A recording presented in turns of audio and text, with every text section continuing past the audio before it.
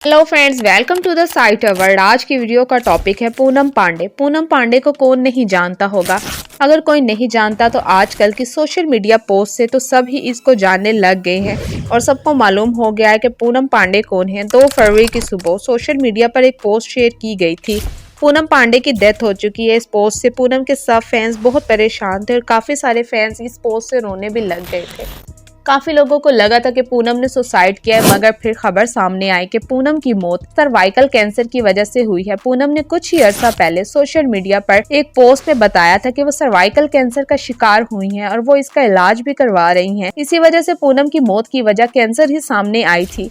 पूनम पांडे जो कि एक एक्ट्रेस और मॉडल हैं। पूनम पांडे ने 2013 से फिल्म नशा कर बॉलीवुड में एंट्री मारी थी और इसके बाद पूनम ने काफी सारी फिल्में भी की, वीडियो सॉन्ग्स भी किए थे, मगर पूनम को फेम उसकी एक्टिंग या फिल्मों की वजह से नहीं मिला था, बल्कि पूनम सोशल मीडिया पर अपनी बोल्ड फोटोज और बोल्ड वीडियोस बनाकर फेमस हुई थी। पूनम ने कई बार सोशल मीडिया पर ऐसी बोल्ड फोटोज पोस्ट की थी कि वो एक अरसा सोशल मीडिया पर वायरल रही थी और उससे वो फेमस हो गई थी। पूनम की मौत की खबर पर पूनम के मैनेजर ने पोस्ट शेयर की कि पूनम सर्वाइकल कैंसर की वजह से हमें छोड़कर जा चुकी हैं। कुछ टाइम पहले पूनम को कैंसर का पता चला था और वो लास्ट स्टेज पर था, जिसका पूनम ट्रीटमेंट भी करवा रही थी। बात की जाए अगर सर्वाइकल कैंसर की, तो ये औरतों को होने वाला वो आम कैंसर है जो हिंदुस्तान में हर साल 96,000 औरतों को होता है और इस कैंसर की वजह से हिंदुस्तान में हर साल 60,000 औरतें मरती हैं और ये कैंसर एशिया में सबसे ज्यादा हिंदुस्तान में आम है। और हिंदुस्तान की जितनी औरतें इस कैंसर से मरती हैं और किसी भी देश की औरतें इस कैंसर से इतना नहीं मरती।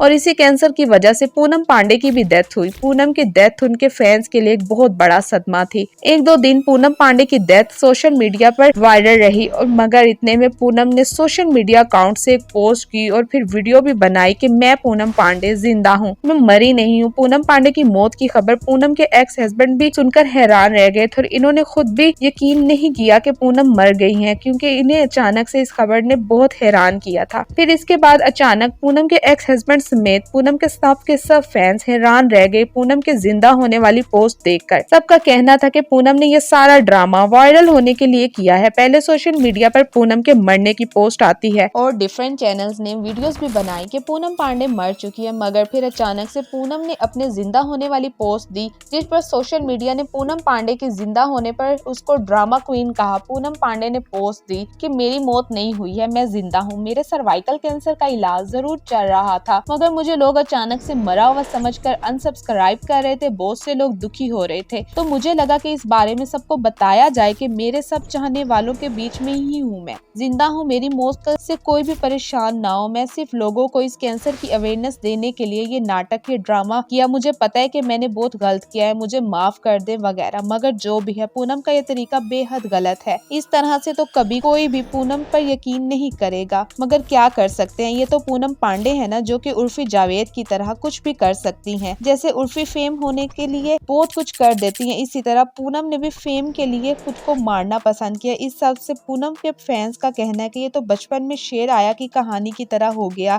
कि अगर अब कोई पूनम को असल में कुछ हुआ तो वो कभी भी यकीन नहीं करेगा।